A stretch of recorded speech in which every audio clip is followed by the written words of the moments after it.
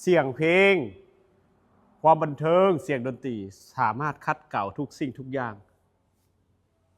ได้แน่นอน ฮะ อันนี้มันเป็นเพียงแค่ตัวทับอิฐซื่อๆเนาะเกี่ยวกับเรื่องบทเพลงก็คือถ้าเจ้าบ่ได้ฝึกบ่ได้ฝงบ่ได้ร้องเนาะเจ้าก็บ่ฮู้ตัวตนที่แท้จริงของเจ้าความสามารถของเจ้าเป็นเท่าใดมันนี้มาอธิบายไฮไลท์เมื่อกี้นี่เนาะแมนก็คือหลายคนหลงประเด็นยังบ่เข้าใจว่าโอ้ยเอาเพลงนั้นมาร้องได้บ่เอาเพลงนี้มาร้องได้บ่อันนี้บ่ได้เด้อเพราะว่าเฮากำหนดให้มีแต่5เพลงเท่านั้นแมนเนื่องจากเหตุผลว่าเฮาต้องให้ถูกหลักการเฮาต้องได้เคารพลิขสิทธิ์ของคนอื่นถูกต้องเพราะฉะนั้นแล้วเฮาจะนำเสนอเพียง5บทเพลงนี้ซะก่อนถูกแต่มันก็เกือบครบได้สายลูกทุ่งบ่แมนและลำเซบ่แล้วก็ละมุดบ่ในลูกทุ่งบ้านนาเนาะก็เจอพวกนี้ก็จังซี่แล้วแหละยกยวกแอลออนได้บัดนี้แอลออนนี่เองบัดนี้มาเจอสายสติงบัดนี้เจอสายสติง50 ล้านเนี่ยแนวใดแง่เต้นแนวไหนบ่เต้นแล้วมันก็ยกนี่แหละสั่นใส่แล้วก็นี่แหละอันนี้เขาพยายามจัดถึงแม้จะบ่ครบเนาะแต่ก็ถือว่าเกือบมันก็มีร็อกเนาะฮาร์ดร็อกเลยแหละผู้ใดร้องได้ก็ถือว่าโอ้ยสมควรสำหรับ50 ล้านนี่สมควรบอกว่าเป็นอย่างธรรมดายังมีตัวเวอร์ชันยากกว่านี้อีกให้ตัวนี้มันพาไปก่อนเบิ่งก่อนจะบ่ยากกว่านี้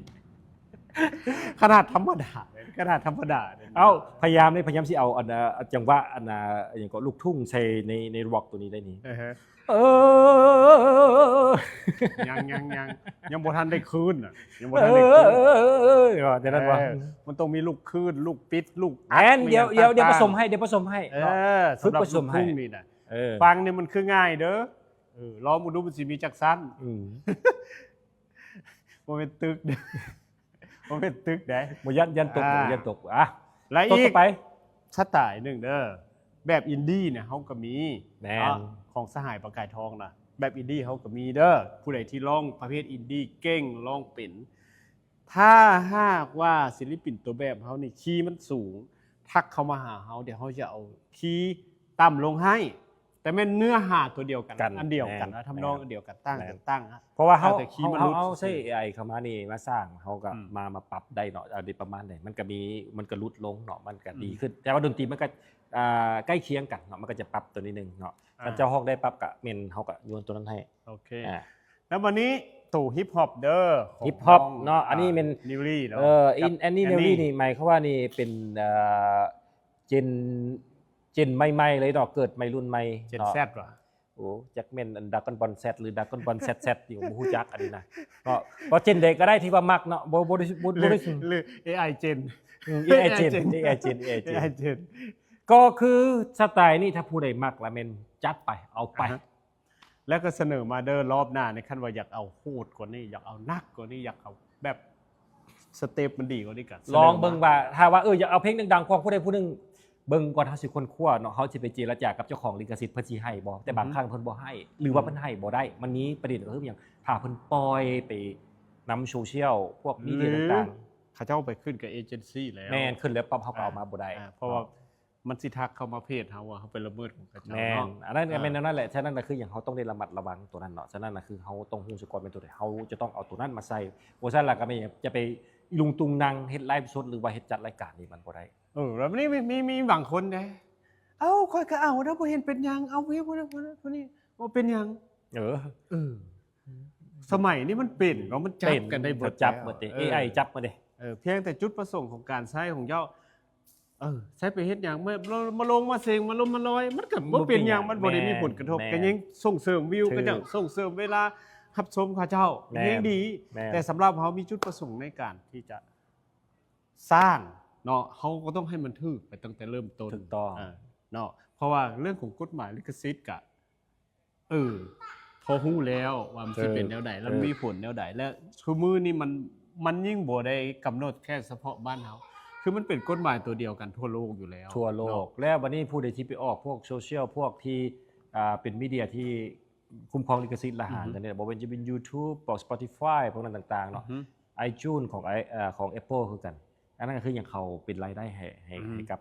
เจ้าของลิขสิทธิ์นั่นฉะนั้นน่ะคืออันนี้มันก็ต้องได้เบิ่งตัวจริงมันบ่ง่ายเด้พอสิติดต่อเอเจนซี่แล้วเฮาสิเฮ็ดไลฟ์สดเฮ็ดนี่มันบ่ง่ายเด้มันบ่แม่นเพียงแค่ทักหาเจ้าของมันแล้วก็สิได้มันบ่ง่ายๆนั่นนะอันนี้เฮาเฮ็ดนี่เป็นหลักการทางการแท้ๆฉะนั้นน่ะคือเฮาสิไปเฮ็ดแบบนั้นเฮาเฮ็ดบ่ได้เนาะเขาก็อยากเฮ็ดแหละแต่มันเฮ็ดบ่ได้ก็คือมีหยังเฮ็ดมาแล้วมันก็คือหยังมันก็บ่มีหลักการบ่มีหลังมันบ่แม่นบ่แม่นว่าเขามีตัวตนได้นี่อยู่ในนี่แหละเว้นสิจัดรายการนี้มาเพื่อทำลายตัวเองเพศถึกรูปช่องถึกรูปโอ้ยบ่คุ้มแม่นFC เอ้ยบ่คุ้มเพราะฉะนั้นแล้วกดไลค์กดแชร์กดชับเพื่อหยังพร้อมกันสร้างนี่นะแม่นสร้างเวทีของพวกเขาเองปัจจุบันนี้แล้วมันเริ่มแบบนี้ไปก่อนเริ่มแบบนี้ไปก่อนแล้วค่อยขยายถ้าว่าเขามีผลงาน AI เขาสิเอาผลงาน AI ของเขาเข้ามาปั๊บเนาะให้ทุกคนห้องได้มันใกล้เคียงเพราะว่า AI นี่หลายเพลงนี่คือ50ล้านนี่ก็เป็นดัดมาจากเพลงแท้ได้มีต้นกำเนิดแท้ได้เนาะส่วนคนบ่แม่นก็มีเนาะบุจิคนบ่แม่นก็ดัดมาจากเนื้อแท้คือกันเนื้อแท้กับอันโตอย่างก็บ่ต้องรอปานพระเอกอันนั้นแต่งขึ้นมาใหม่อันนั้นแต่งขึ้นมาใหม่เลยเนาะซึ่งว่าแน่นอนแล้วเขาพยายามดัดออกมาหั่นปั๊บเนาะมันก็จะใกล้สิติดแท้เนื้อหาความหมายต่างๆมันจะใกล้สิติดแท้กับไผกับพวกเขานี่แหละแม่นกับตัวจริงนั่นแหละฉะนั้นก็คือหวังว่าจะได้เห็นทานในซีซั่นต่อไปในเพลงใหม่เบิ้งตัวจริงแต่ซีซั่นนี้ขอ5เพลงนี้ก่อนข้าพเจ้าก็ดีใจเนาะที่ว่ายังพอมีแฮงอยู่เพราะว่าอยู่ในวงการลูกทุ่งมานี่ก็ใช้เวลาดนเติบแต่ว่าส่วนหลายก็ติดท้องหลังพระมีแต่เป็นโปรดิวเซอร์บ่มีเนาะบ่มีคำเนาะบ่เป็นพระก็นี่นะบ่แม่นว่าที่ว่าติดท้องหลังตัวเองเนาะเพราะฉะนั้นอยากเห็นการบันเทิงหรือว่าคนบ่ได้คาดหวังว่าจะต้องไปพัฒนาอีหยังดอกเนาะแต่อยากเริ่มต้นแค่ว่ามีบอกจุดที่เป็นทางการให้ค่อยเริ่มต้นถูกต้องมีบอกแว่นสิบ่พอแยงแน่นลองอีกให้เจ้าลองไว้จะมันลองคือลองของข้อยอยากคือบ่บางทีค่อยว่าค่อยอยากเป็นเพศที่3เด้ค่อยอยากเป็นเพศที่2เด้ค่อยอยากเป็นอันนี้เด้คือก็โตไปแปลงเลยเสี่ยวผัวหรือเสี่ยวเมียอันนี้สโลแกนของ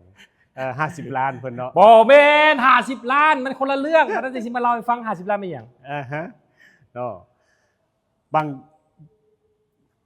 างเทื่อสิ่งที่พวกเราเริ่มเนาะเอาเบิ่งแล้วมันอาจจะคืออีหยังที่มันยังเป็นอากาศอยู่แต่ว่าตอนนี้นี่มันเฮาคิดว่าเฮาสัมผัสซึ่งกันและกันได้ละผ่านไลฟ์เฮานี่ล่ะผ่านรายการผ่านความตั้งใจพวกเฮาสิจะพยายามสู้ให้มันเข้าไปถึงท่านทุกท่านเนาะก็มีบ่บางคนผู้ที่บ่มักก็มีเม้นมาแห้งๆก็มีก็เม้นมาแห้งๆปั๊บบ่ต้องเม้นก็ได้เพราะเปลืองเน็ตท่านก็เลื่อนผ่านหลายอันที่ไหนถ้าบ่มักก็เลื่อนผ่านบล็อกทิ่มไปโลดว่าซะเป็นเนาะบ่ต้องแชร์บ่ต้องหยังบ่ต้องมาเบิ่งก็ได้อันนี้เป็นมารยาทเนาะถ้าเฮาบ่มักอีหยังคือเฮาบ่มักผู้นั้นถ้าบ่มีสิไปให้เขาโอ้กูบ่มักมึงเด้ออันนั้นเป็นหาเรื่องอันนั้นเนาะก็บ่ปานใดเนาะฉะนั้นก็คืออย่างจะบ่มักอะไรเจ้าก็เลื่อนผ่านจะบ่ต้องสนใจเนาะโลกนี้ยังสวยงามสำหรับเจ้าเสมอแล้วบางคนบางเทื่อเขามักเนาะเขาก็บ่ได้ไปก้าวไก่ว่าซะเป็นเนาะทางไผทางมันเนาะหมายความว่าอยู่แบบสบายใจใจเบิกอุลาจากห้องเพลงก็มาฮ้องอยู่นี่ว่าซะเป็นเนาะบ่มีไผผิดไผให้เวทีนี้ต้อนรับทุกคนเวทีนี้ยินดีให้เป็นโอกาสให้กับทุกคนได้แสดงความสามารถหรือเปิดเผยตัวตนที่แท้จริงคัดสั้นค่อยสิพาไปเบิ่งผู้ใดในเขาเจ้ามักสิให้เบิ่งว่าผู้ใดแน่ที่ไล่ในสิ่งที่พวกเขาเฮ็ดนี่นะจะพาไปชมไปเบิ่งไปเบิ่งเลยไป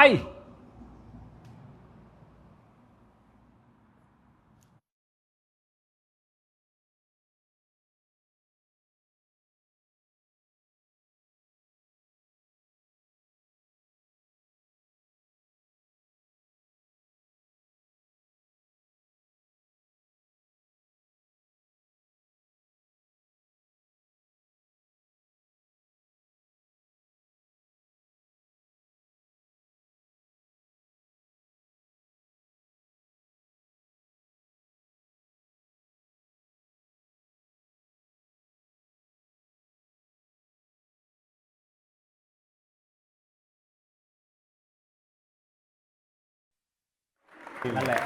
คือผู้ที่มักเขาและก็อยากให้สิ่งที่พวกเขาเฮ็ดมันเป็นไป แน่เขาก็มีกำลังใจที่จะเฮ็ดเฮาก็ฮู้ว่าเขาเฮ็ดในสิ่งที่ถูกสิ่งที่คนหลายคนต้องการเนาะถ้าว่าบ่มีไผมาเลยน้องบ่มีไผต้องการบ่มีไผสนใจเลยก็เฮาก็หยุดแค่นั้นหยุดบ่นี้ถ้าก็บ่ได้แล้วเนาะ บ่ได้บ่หยุด